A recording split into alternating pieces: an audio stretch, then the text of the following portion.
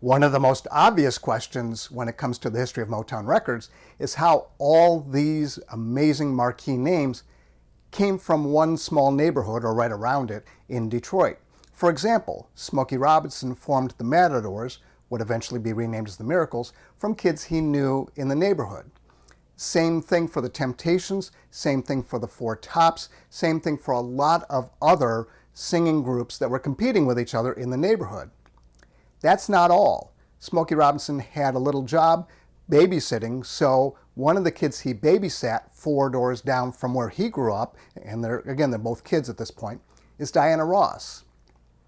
He also babysat Reverend Franklin's daughter. They lived around the corner a little bit. You might know her. Her name is Aretha. So how did all of these people and more start in one little section of Detroit? I mean, what happened? Did Juilliard open up a neonatal music school? I mean, how did this actually happen? Smokey Robinson got asked that quite a few times in interviews and consistently gave the same answer. I think that everywhere, every country, every city in that country, every little township, every village, or whatever, ratio-wise, probably has the same amount of talent as we had, ratio-wise. The difference was we had Berry Gordy. You know what I mean? We had Berry Gordy. We had a guy who was a music man, who was a music lover, who started out being a songwriter and a producer of records and stuff at the helm of Motown. And he was a music man. Most of the record companies were run by attorneys or guys who had a real business, and they thought, well, let me get into the record business right quick and start a little company and so. And mostly guys were like that, you know. We had a music man at the helm who his first love was writing songs and producing records, okay? And for a long time after he started Motown, you know, he was still in there producing records and writing songs. We were just killing them. The young guys, we were just killing them. We couldn't get a record out because we were just doing better records than him at that time, you know. And he admits it. He said when he first started, he said, man, I was at the top of the totem pole. He said, by the time we finished, he said, I was at the bottom. All you guys came along, and we just, you know, because he was not a dictator.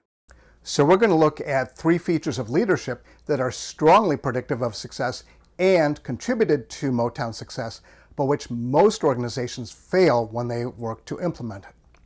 First, here's an article from Harvard Business Review, and what the article deals with is a simple fact that things go an enormous amount better when the leader actually has the technical ability to do the job at the ground floor. Now, they don't have to be Michael Jordan, they don't have to be the best in the world, but they have to have enough skills that they know what they're talking about and that they can actually walk the walk. All of us, I'm sure, have either seen or met or worked with people like this and or have seen shows such as Undercover Boss, where it's extremely obvious that the top boss really cannot do the actual job. Let's look at what Harvard Business Review says about those kinds of situations and then compare that with what happened at Motown. The summary says, a lot of people assume that the skills you need to lead are more or less transferable. If you can inspire and motivate people in one arena, you should be able to apply those skills to do the same thing in another venue. But the skills like the ability to motivate self and others, effective oral and written communication, and critical thinking are not enough. You also need domain expertise. Effective communication differs from one domain to another. Doctors talking to patients must communicate information differently than politicians reacting to a natural disaster or a CEO responding to a labor dispute. This way of thinking about leadership has 2 important implications. First, when we teach people about leadership, we need to be more explicit that domain expertise matters. Second, when we train people to take on leadership roles, we need to give them practice solving domain-specific problems so that they can prepare to integrate information in the arena in which they are being asked to lead. That creates a testable hypothesis. Is the leader actually able to contribute to and do the ground level job? So let's test that out at Motown. 10 years into Berry Gordy's presidentship of Motown, he was still publishing and selling songs. Let's look at an example of this, and I really love this example, in part because I think Valerie Simpson is one of the greatest performers of all time. In addition, she's going to sing something from the pen of Berry Gordy, right in front of Berry Gordy. By the way, to answer the question a lot of you are going to be asking, the answer is 15 months, by the way. The question you're going to ask is, wait a minute, wasn't this song written for Mariah Carey? The answer is no, it was not written for Mariah Carey. It was written for the Jackson 5 featuring Michael Jackson. And when Berry Gordy wrote this song, Mariah Carey was only 15 months old. It wasn't written for her. But still a great song. Let's see how well the president and CEO of Motown Records can do at the ground level of writing a hit song. And one of the others is here tonight, Miss Valerie Simpson.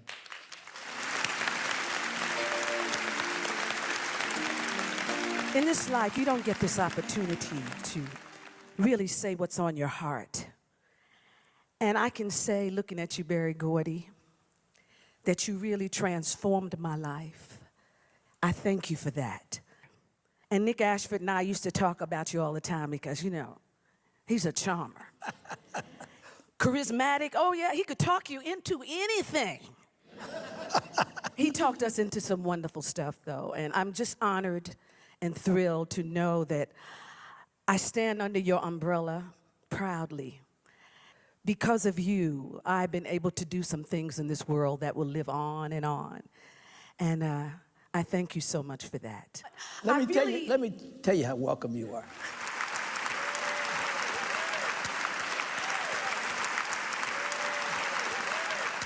Life is good. You know, when I think about songs that have touched me, there is a song that you wrote that really, really touches deep inside of my heart. And so tonight I want to sing something from the pen of Berry Gordy. Okay.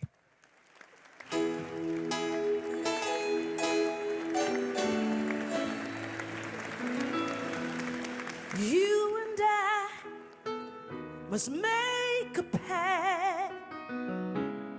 We must bring salvation back. Where there is love, I'll be there.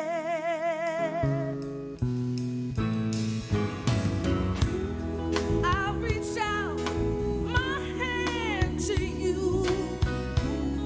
I'll have faith in all you do. Just call my name, Berry. I'll be there. Help me, Kim. I'll be there to comfort you, build my world of dreams around you. I'm so glad that I found you. I'll be there with a love that's strong. I'll be your strength. I'll keep holding on, yeah. If you should ever find someone new, Sing it. I know she better be good to you. Hey. 'Cause if she doesn't, I'll be there. Oh, baby. Oh, baby, yeah, I'll be there. Come on, you know the word. I'll be there. Just call my name and I'll be there. I'll be there, girl. Just look over your shoulder. Ooh, I'll be there. I'll be there, babe. I'll be there. Just call my name and I'll be there.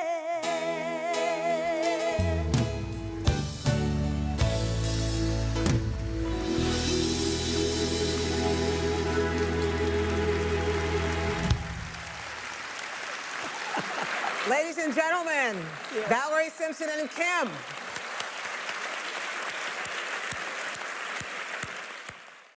So Berry Gordy could continue to write hit songs even as he was the president of Motown Records at that point for some 10 or 11 years. Strong predictor number 2 is if the chief executive officer, if the leadership person, can actually help people excel. And in Berry Gordy's case, as well as the artistic development team, they could very definitely do that because they had the ground level experience. They could help people do all the things that were needed. For example, many of Berry Gordy's family took pictures, took notes, and came back and talked to the performers after performances and said, okay, this is good, can we work on that, so on and so forth. This ability to be able to bring out excellence in all of your staff is strongly predictive of a really good leader. Let's listen to Martha Reeves talk about that from her days at Motown. I was a part of a wonderful movement. I was not the center. I don't know anyone that was the center in the first days. We were all like at a girls' camp or a guys' camp. Everybody pitched in and did whatever they could. We sang back up for each other, we clapped for each other, we helped each other along.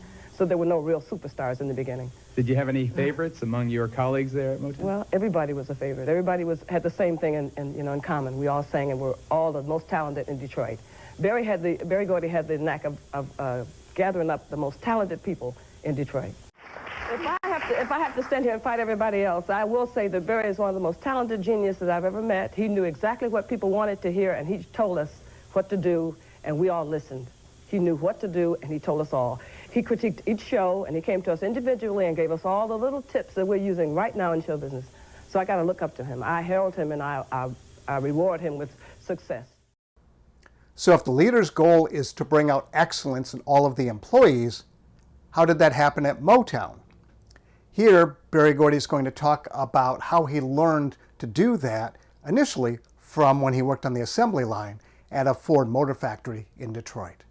You have to tell that story of how the Friday morning meetings, when you talk about quality control. This wasn't by accident that these songs got manufactured. I was working on an auto assembly line at Ford because I couldn't make enough money writing songs. And I would notice how the cars on the assembly line would come down. They'd come in a bare metal frame and they go out a brand new car. And they had their quality control where they would check different things, but each station would go and it would move along, and I saw that. So I got the idea that why don't I start an assembly line for singers and artists and bring them in, a kid off the street, unknown, and put them through a process and they come out a star. And we actually did that. You know, they went, we had artist development where they would learn to dance and learn to walk and talk, and then when they would come in one door and unknown, and then when they came out of another door, they had a hit record, sometimes #1, and it was great. Let's look at a practical example of quality control at Motown Records. Michael Jackson and the Jackson 5 were very successful. They had 4 #1 songs before Motown gave them permission to appear in public and in interviews. The simple reality is they could sing, dance, harmonize, play, stuff like that, but in terms of interacting live with the public, it wasn't up to Motown standards, so they had to go through artist development, go through various trainings until they were able to do it at the highest level in the world. This is a video of Michael Jackson about age 14, and you'll be able to see the result of all this artistic development and training and how it makes him look like a very world-class professional at the age of 14.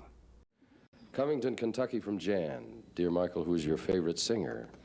I like the Temptations, Three Dog Night, and Staple Singers. All right, Tracy Balsam, Highland Park. We picked this one because this was the most frequently asked question.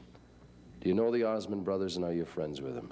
Or do you fight like fiends? You hate each other? Tell the truth now. Okay, we met in Canada, and we had a good time together. Came to the hotel, and we talked a while, and we have a basketball game coming up. I don't know the exact date. Oh, I would love to see that. Another very strong predictor for a leader is being able to communicate the values of the organization. It's especially strong if there's a foundation story. In the beginning, we, whatever that might be. Motown has a great foundation story, which they told frequently, and here's Smokey Robinson in an interview telling not just what happened, but the values on which Motown Records was founded. becoming? Well, we on the very first day of Motown, there were 5 people there, including Barry. And Barry said, okay, you guys, he said, I'm going to start my own record company. Because back in those days, Al, no record companies were really paying you. And especially if you were black, you know, they gave you tokens, Cadillac, you know, something like that. You know what I'm saying? They didn't give you the money that you had earned, basically. So he got tired of that. Because he had been doing this since before he even met me, Jackie Wilson and those people like that. Nobody's paying. So he said, he was tired of that. So he said, I'm going to start my own record company. We're not just going to make black music. We're going to make music for everybody. We're going to make music for the world. We're going to always have some great stories and some great beats. And that's going to be our quality control. That's what he said. So we set out to do that. And thank God we accomplished it because that was our aim. It's funny you said it because I remember as a kid buying those 45s, your music, Four Tops, Temptations, and on the sleeve of that 45 is the music of young America, not black America, not white America, of young America. Young America, absolutely. Yes. That was genius. Yeah, that was genius. So we've seen several examples where Motown Records and Motown executives did the right thing, did the best thing, helped bring out excellence in their employees, achieved worldwide recognition, and the leadership is what made this happen. That's not always going to be the case at Motown Records. There were quite a number of missteps. Let's take a look at a couple of those. One is Mary Wells, who at one point was the biggest act Motown had. As you may recall, she was the opening act for the Beatles when the Beatles were on tour in England. Mary Wells protested, saying she was not being paid what she fairly earned. The irony of this cannot be overstated. Motown Records was founded so that black artists would be paid fairly, and here's their largest black artist saying she wasn't receiving fair payment. She worked to get out of her contract because there were other labels that wanted her, and Motown denied that until she took Motown to court, and she won because, as she said, when she signed her contract, she was a minor, therefore the contract is not enforceable, therefore she is allowed out.